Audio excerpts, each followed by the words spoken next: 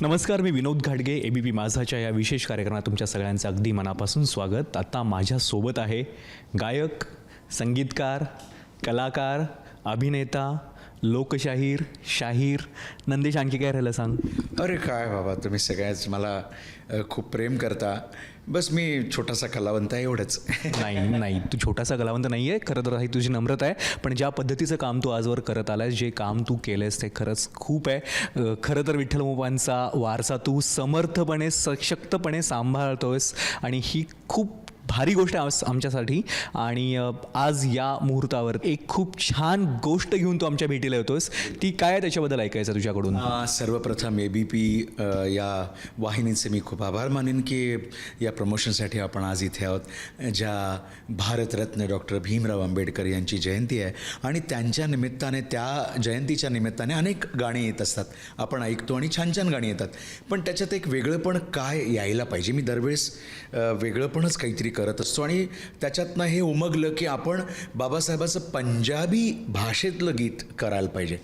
आणि 2018 लंडनला गेलो होतो तेव्हा मी तिथे बाबासाहेबांची गाणी गायलो होतो, पण इतरांची पंजाबी भाषेत गायलो होतो.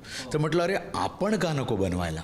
तर ते इनोव्हेटिव्ह एक गोष्ट घडली आणि ते सगळं जुळून आलं. आणि बाबासाहेब दी चली हवा, बाबासाहेब दी चली हवा. बाबासाहेब की हवा कहाँ नहीं है, पूरी दुनिया में है. जिथे जिथे माणूस व्यक्ती आहे तिथे तिथे आहे. आणि मग म्हटलं ही हुकलाईन मिळाली आणि मग त्याच्यावर गाणं रचलं गेलं. आयशा डिलॉन नावाच्या आमच्या आई आहेत, मदर आहेत, तर त्यांनी, माझ्या मैत्रिणीची आई आहे, ती त्याने लिहिलं आणि गाणं असं साकार झालं. आणि लोकांपुढे या जयंतीला म्हणजे आलं आहे, यूट्यूबवर ऑलरेडी आहे आणि खूप लोक त्याला लाईक करत आहेत. खूप रिस्पॉन्स मिळतो. मी पाहिलं ते आणि मीही ऐकलं. खूप सुंदर झालं आहे गाणं. एक झलक ऐकव ना आम्हाला. बिलकुल. एक नाही, अजून खूप ऐकायचं आहे खरं. बिलकुल. तलवार नहीं, शमशेर नहीं, तलवार नहीं, शमशेर नहीं, शब्द नाल उपचार होया और एकता दी मिट्टी विच विश्वास दा पौधा से चलिया.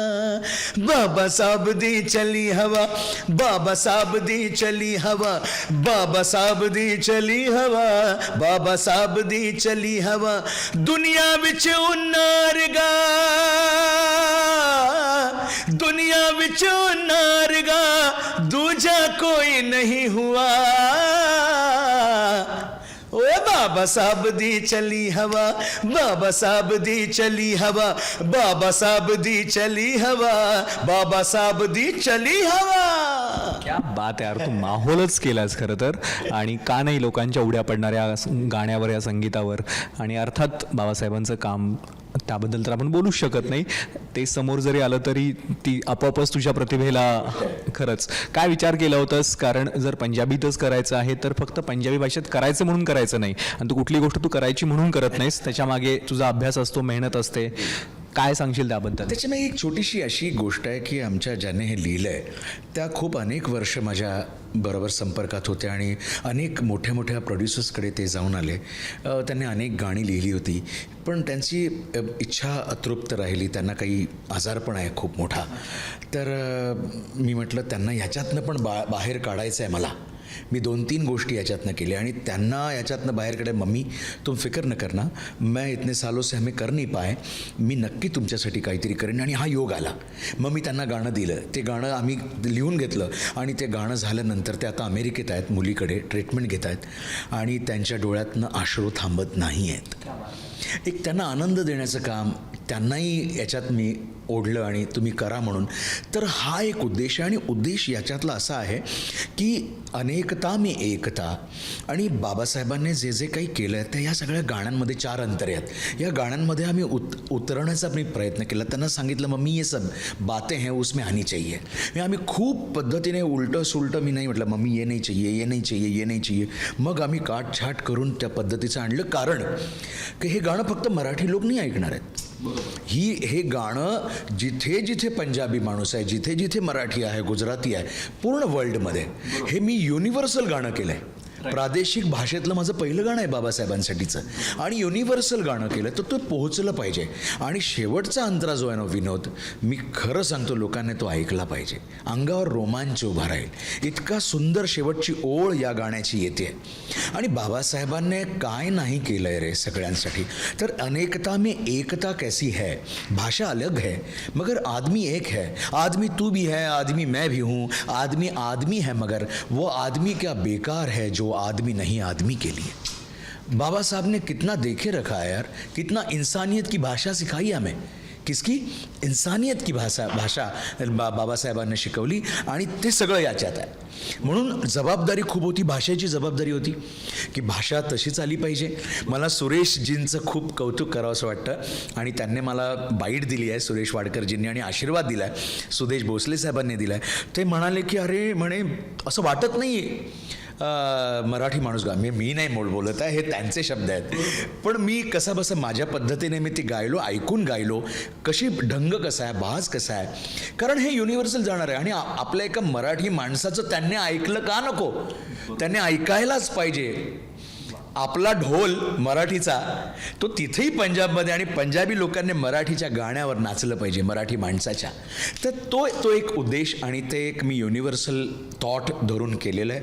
या थोड्या मोठ्यांचे तुम्हाला सगळ्यांचे आशीर्वाद मिळत आहेत आणि खूप लोक ऐकत आहेत.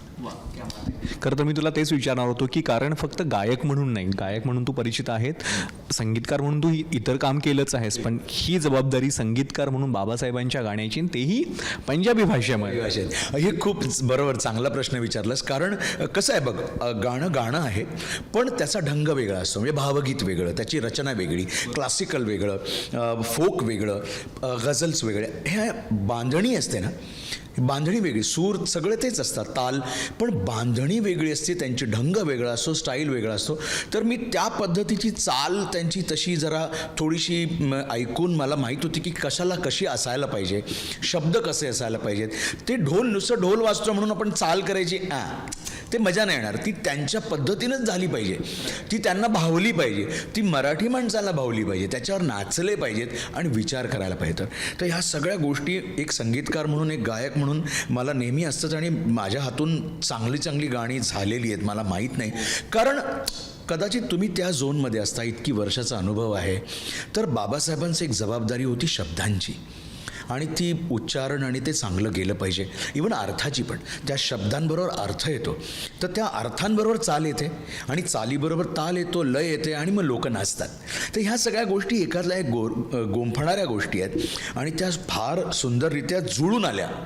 म्हणजे असं फार क्वचित होतं, शब्द चांगले आहेत रे, चाल बरोबर आहे रे, पण हे नाही आहे. पण मला असं वाटतं बेसिकली, म्हणजे माझे वैयक्तिक मत आहे, लोकांना तर आवडतंच आहे, पण मला असं वाटतं बेसिकली की शब्द, सूर, ताल, लय सगळं जुळून आलं आणि हे गाणं लोकांना खूप, मला तर इतक्या लोकांच्या लंडनहून प्रतिक्रिया आहेत की म्हणे, माझे मित्र आहेत संतोष देशपांडे किंवा इथे, ते म्हणे खूप इनोव्हेटिव्ह गोष्ट आहे, म्हणजे नंदेश तू इनोव्हेटिव्ह गोष्ट केली आहेस. आणि तेच मला ना विनोद आवडतं की काहीतरी वेगळं पण देऊया लोकांना, गझल रूपी वेगळं पण देऊया की ध्यासात भीम आहे, श्वासात भीम आहे, नवकोटी जनमनाच्या हृदयात भीम आहे.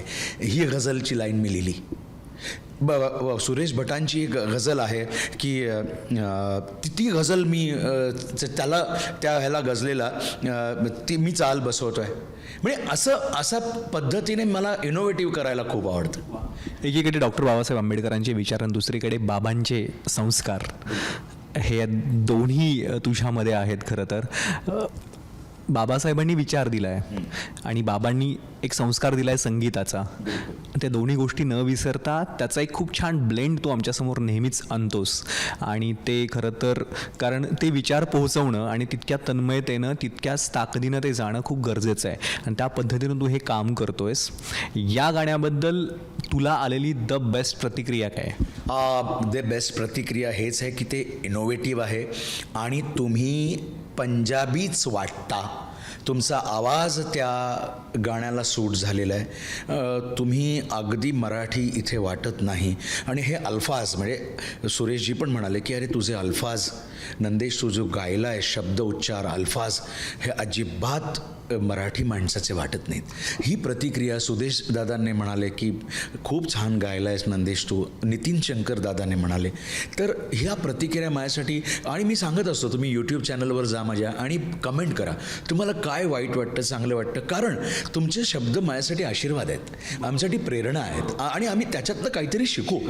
मी तर खूप विद्यार्थी, मी तर म्हणतो तुमच्या वाईट प्रतिक्रिया पण माझ्यासाठी मी शिरसावंद्य आहेत, कारण तुम्ही रसिक मायबाप आहात. खूप महत्त्वाचं बोलतोयस, मांडतोयस आणि हेच तू करत आलायस. बाबांनी हेच केलं आहे की ते जे विचार आहेत, जे तत्त्व आहे, जे सत्व आहे ते लोकांपर्यंत पोहोचलं पाहिजे आणि लोकांच्या भाषेत तुम्ही पोहोचवलं, रंजन केलं, मनोरंजन केलं, पण त्याचबरोबर तुम्ही अंजनही घातलं. सो हे काम तू करत राहा आणि थँक्यू सो मच. तुम्ही सो मच, थँक्यू. आणि मला जाता आता सांगायचं आहे की नंदेशमप यूट्यूबवर ही दोन्ही गाणी रिलीज झालेली आहेत, तुम्ही पाहू शकता आणि मेन स्ट्रीम्सवर पण आहेत. आणि ही मुलाखत ऐकणारे सगळ्या ABPच्या रसिकांना, सगळ्या माझ्या चाहत्यांना, विनोदचे पण चाहते खूप आहेत बरं का, विनोदच्याही चाहत्यांना आमच्या दोघांकडनं तुम्हा सगळ्यांना भरभरून शुभेच्छा. जय भारत, जय भीम, जय महाराष्ट्र. धन्यवाद. थँक्यू. ABP माझा, उघडा डोळे बघा नीट.